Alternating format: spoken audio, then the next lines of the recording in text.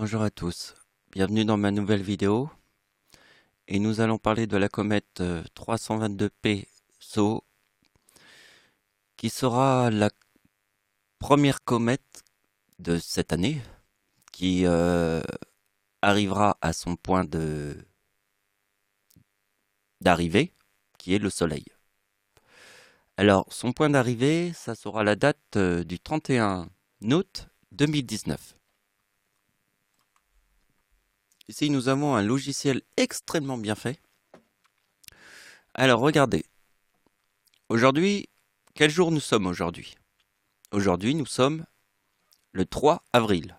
Alors regardez bien, ici, il y a l'année. Ici, il y a le mois. Et ici, il y a le jour. Donc regardez bien sur cette photo. Vous voyez, la comète, elle est ici. Elle est ici, le 3 avril.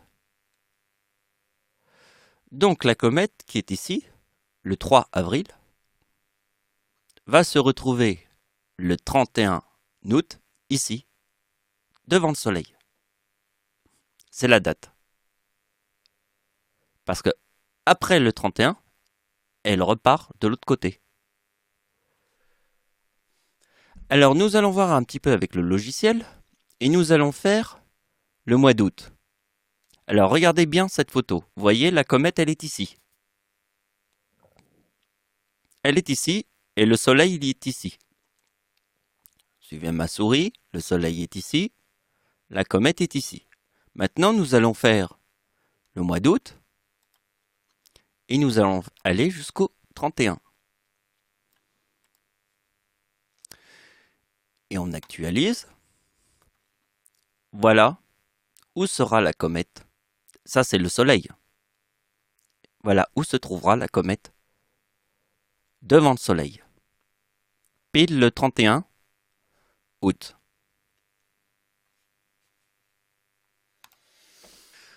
Donc, avant qu'on passe à la suite, je vais vous dire...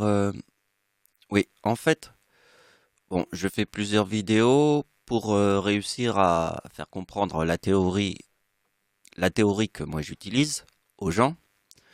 Je suis obligé des fois de répéter un peu la théorie. Dans mes dernières vidéos, je l'ai pas tout le temps fait parce que c'est assez fatigant, hein. Si à chaque fois je dois faire une vidéo, je dois répéter mes signes. Alors je dois dire que je suis né de tous les signes et qu'en plus je dis aux gens que je suis Dieu. Donc, né de tous les signes. C'est pas une connerie, hein. Mais avant qu'on commence à rentrer dans l'idée, nous allons faire vous expliquer en fait la théorie simple qu'il faut comprendre pour comprendre la suite des opérations. Et ça, je ne le fais pas dans toutes mes vidéos. Vous avez compris, je ne fais pas ça dans toutes mes vidéos. Parce que si je faisais ça dans toutes mes vidéos, ça serait fatigant. Cette vidéo, elle va être mortelle. Elle va tout déchirer. Il faut faire le buzz. Là, pour cette vidéo, je fais le buzz. Vous avez compris. Je fais le buzz du Seigneur. Donc on va prendre un petit peu de temps, pas beaucoup, pour expliquer la théorie. Vous allez voir, c'est très simple. Vous allez trouver le logiciel en ligne. Alors vous allez écrire gématrie en ligne. Alors c'est très important de mettre en ligne parce que c'est un logiciel en ligne. Gématrie en ligne. Et vous allez trouver voilà, le logiciel, il est direct. Vous voyez, vous le trouvez. Ici, si vous mettez par exemple le mot Dieu, j'ai écrit le mot Dieu ici.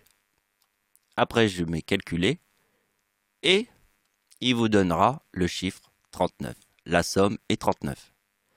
Alors, Dieu, c'est le D, quatrième lettre de l'alphabet. Le I, neuvième lettre de l'alphabet.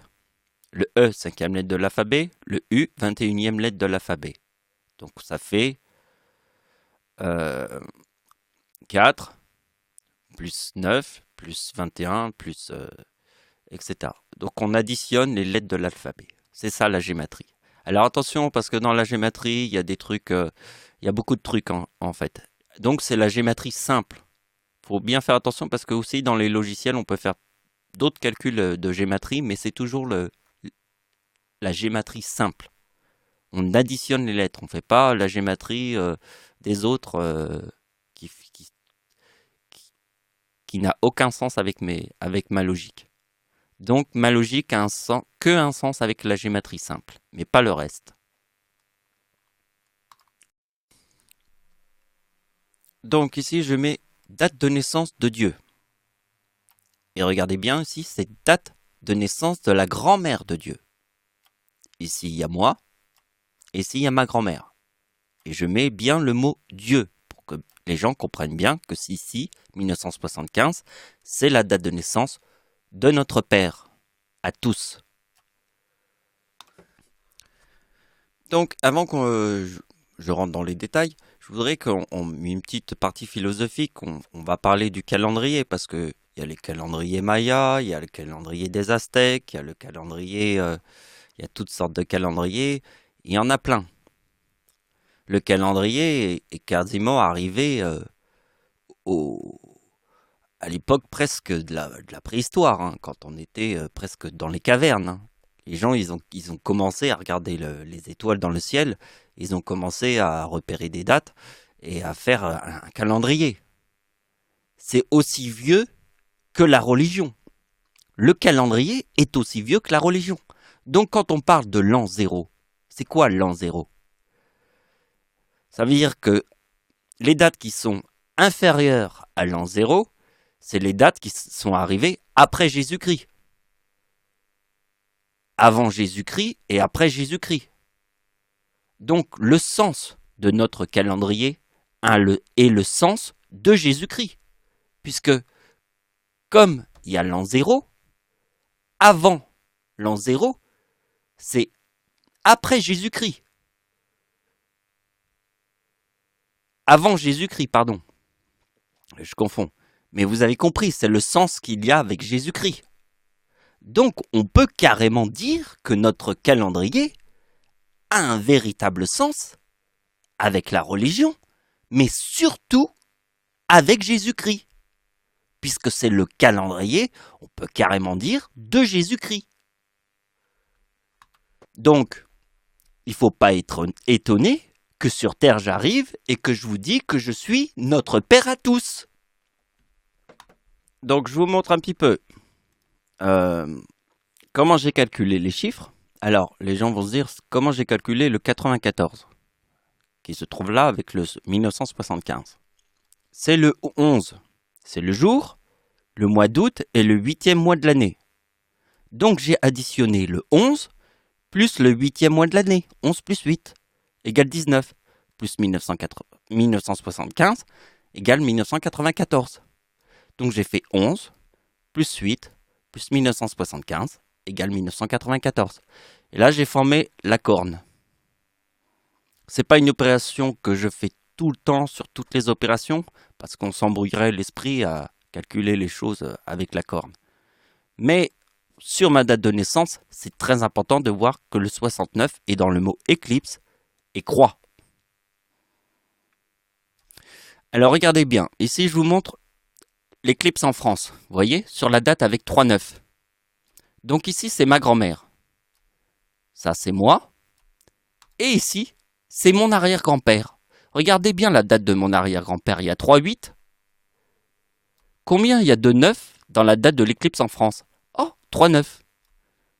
3-8. 3-9. Ma grand-mère le 11 août, moi le 11 août, date de l'éclipse en France le 11 août. 11 août, 11 août et 11 août. Alors il y a un petit tableau aussi sympa. Ma grand-mère est née en 1925. Plus 50, ça donne ma date de naissance 1975. Si je fais 1975 plus 1975, on trouve 3950. Et 1925 plus 1925 égale 3850. Entre moi et ma grand-mère, il y aurait pu y avoir le 50 ans de différence. Mais vous avez vu que le 50, il se reforme aussi comme ça. Ça, c'est une putain de coïncidence. Et regardez bien la date de naissance de ma grand-mère. Il y a le 1944. 1944. Donc là, c'est l'éclipse en France. Regardez bien l'ombre de l'éclipse en France. Regardez bien, ici, il y a Paris. Est-ce que Paris est dans l'ombre de l'éclipse à 100%? Non. Regardez bien. Paris n'est pas dans l'ombre de l'éclipse qui est à 100%. Où se trouve l'ombre à 100%? Ici. Et qu'est-ce qui se passe ici? C'est les plages du débarquement en Normandie en 1944.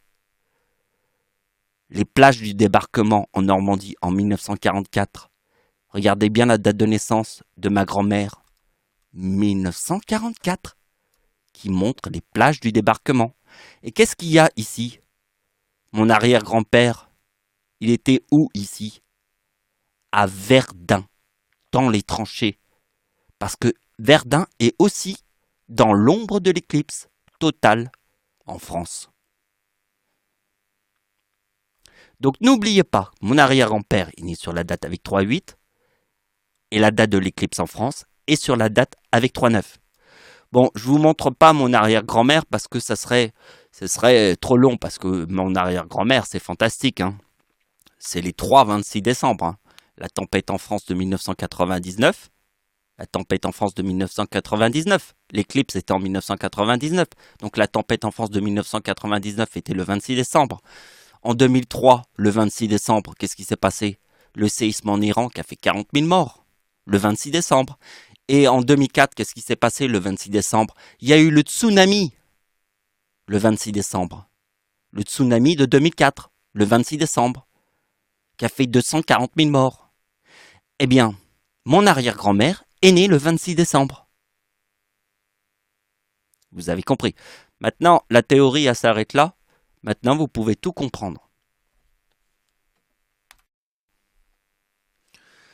Bon, avant qu'on commence à déchiffrer un petit peu les trucs, je voudrais vous dire encore un autre truc. Je pense que l'être humain est arrivé à un stade où il a besoin énormément de connaissances. Énormément de connaissances. C'est pour ça, c'est comme Christophe Colomb qui traversait les océans. Il avait aussi une soif de connaissances, de voir le monde. Nous, à notre époque, on a besoin de connaître l'univers. À l'époque de Christophe Colomb, c'était comprendre la Terre. Mais voilà, moi je vous apporte la connaissance. La connaissance de notre système solaire. Et la seule connaissance qu'on peut réussir à avoir pour comprendre notre système solaire est uniquement la logique de Dieu. J'imagine qu'il y a beaucoup de gens qui sont sceptiques par rapport à ça, parce que c'est normal, parce que Dieu revient tous les 2000 ans. Et donc, il y a toujours un Dieu qui revient tous les 2000 ans. Et ma première histoire que j'ai écrite dans ma vie, le moment où j'étais athée, et après, j'ai su que j'étais le Seigneur. Ma première histoire, je l'appelais la griffe de l'écureuil. J'ai imaginé une petite souris qui était sans défense, qui se faisait toujours manger par un prédateur. Et un jour, Dieu, il arrive devant la souris, il lui donne des griffes. Et cette souris se transforme en un écureuil qui grimpe dans les arbres pour se sauver de son prédateur. La logique, c'est que moi, j'arrive et je vous donne les griffes de l'écureuil pour que vous puissiez vous protéger. C'est le premier message que j'ai écrit en tant que Dieu sur terre. C'est la première histoire. J'ai pris mon stylo sur une feuille et j'ai écrit ça. Griffe de l'écureuil. Et j'ai écrit toute la suite de l'histoire. Mon premier message sur terre était au mois d'avril 2011. Le jour où je suis passé de quelqu'un d'athée à quelqu'un qui croit en Dieu.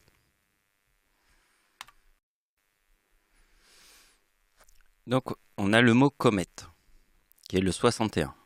Et ici, nous avons le mot Dieu. Nous sommes en 2019.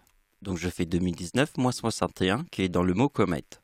On a le 58. Et tout de suite, Le 58, c'est la date d'anniversaire de Dieu en 1939. 11 août égale 19, plus 1939 égale 1958, qui correspond à 2019 moins la comète, égale 1958.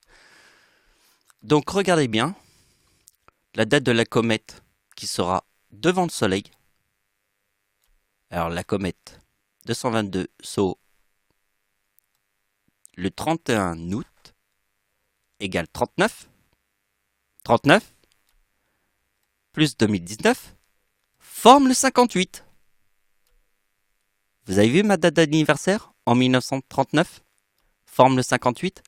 Vous avez vu que 2019 moins 51, 61 forme 1958. Et regardez bien, lisez bien le message, c'est très important. Dieu a 39 ans en 2014. Dieu a 39 ans en 2014. Vous avez compris que dans le mot Dieu égale 39. Donc j'ai 39 ans en 2014. C'est bien dans le mot Dieu. Mon âge, 39 ans. Et dans le mot Dieu. Regardez bien ma date d'anniversaire en 2014. Je forme le mot diable. Pourquoi? Parce que diable plus 39, Dieu, égale 72. Égale le soleil. Égale 72.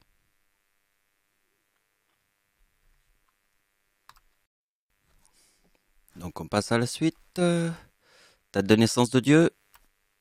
Alors là, on va s'intéresser au 94. Puisque le 94, c'est la comète de Shoemaker-Levy-9. Alors ça, c'est très très important. Parce que c'est la première fois qu'on peut voir une comète qui s'écrase sur un astre. On n'a jamais vu une comète s'écraser sur un astre.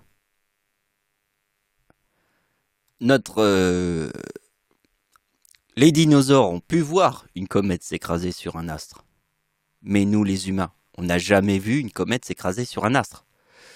Les dinosaures ont vu une comète s'écraser sur un astre. Mais nous, les humains, on n'a jamais vu une comète s'écraser sur la Terre. Parce que même les humains n'existaient pas. Donc, voir une telle puissance, est arrivé sur le 94. De ma date de naissance calculée. Donc, le 94 est une date de tous les temps. Puisque avec le mot comète, ça forme le 33 du diable. Et si on fait 94 plus la comète, on obtient Satan. Donc après, on va passer sur la grande conjonction entre Saturne et Jupiter. Ça, c'est très important. Alors, la grande conjonction sera en 2020. Et regardez bien, comme je suis né, comme je vous ai montré ici, je suis né le 11 août, ma grand-mère est née le 11 août, c'est une éclipse en France, vous voyez, je suis né avec une date avec, il y a une date avec 3-9, mon arrière-grand-père est la date avec 3-8, je suis né le 11 août, ma grand-mère est née le 11 août, c'est la date de l'éclipse en France, vous avez compris. Je suis comme une horloge sur Terre. Né de tous les signes, c'est comme être une horloge. Et je suis une horloge aussi quand la grande conjonction en 2020 arrive entre Saturne et Jupiter, forme ici, le 39, en 2020. Parce qu'il y a une évidence, c'est que Jupiter, c'est 90, comme l'éclipse en France, 1999, 99, pardon. Enfin, c'est 99, c'est Jupiter. Et Saturne, c'est 98. Et le chiffre 98 est dans le mot Seigneur. Pourquoi le 98 est dans le mot Seigneur? Parce que regardez bien qu'est-ce qu'il y a autour de Saturne. Des anneaux exubérantes. Alors il y a des gens, ils vont me dire, oui, mais Neptune a aussi des anneaux. Il y a des gens, ils m'ont dit, et moi quand je dis Saturne a des anneaux exubérantes, ils n'arrivent pas à comprendre quand je dis... Parce que les gens sont dans la contradiction. Ils veulent toujours te contredire. Alors moi, quand je dis Saturne a des anneaux exubérantes, est-ce que Neptune a les mêmes anneaux aussi exubérantes que celles de Saturne? Non. Même si elle a des anneaux, elles sont pas exubérantes. Saturne, ça a des vrais anneaux. Et des anneaux comme ça ressemble à quoi? À une couronne. La couronne du Seigneur. Puisque Saturne est 98 et que dans le mot Seigneur, c'est 98.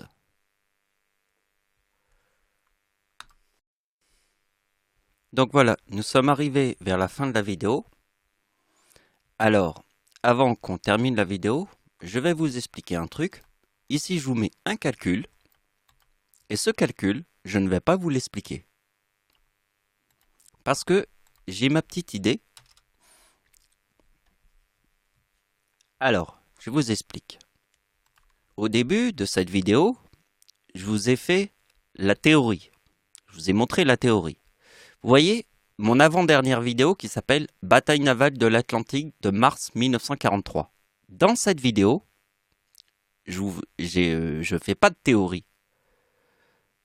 J'explique directement mes calculs. Ça veut dire la théorie du débutant.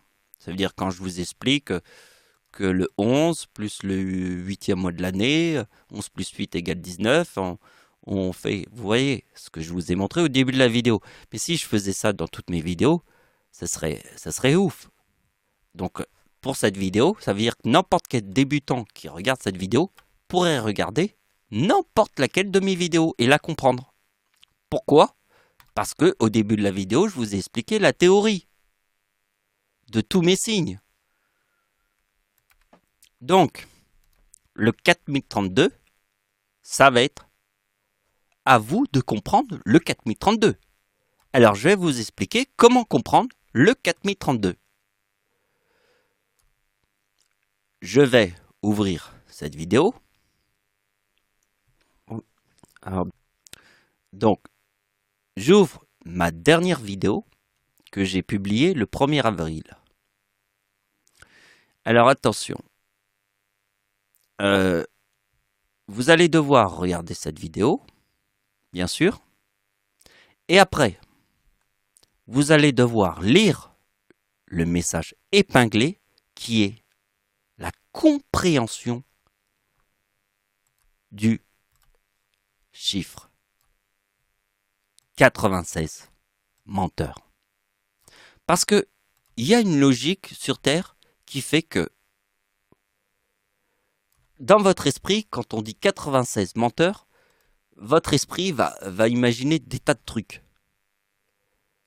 Mais vous ne pouvez pas imaginer ce que notre Père à tous imagine. Notre Père à tous, c'est le Seigneur.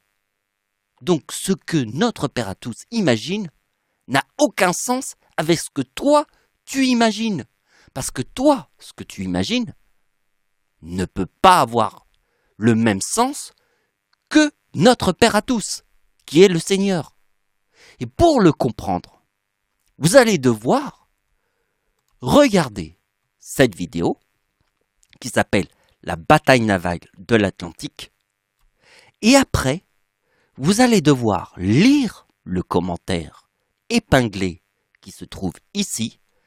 Et pour finir, vous allez devoir voir cette vidéo qui est la compréhension du chiffre 2032 qui se trouve ici. Le 4032.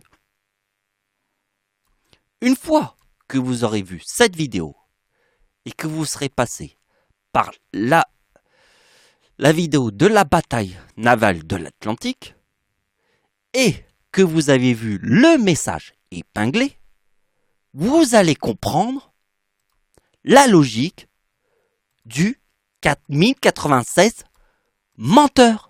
Mais vous ne pouvez pas le comprendre. Seulement si vous faites exactement ce que je vous ai dit de faire. Uniquement, vous n'avez que 3 vidéos à voir pour comprendre toute la logique. Voilà, c'est la fin de la vidéo. Bon, J'espère qu'elle vous a plu. Merci de m'avoir suivi. Au revoir.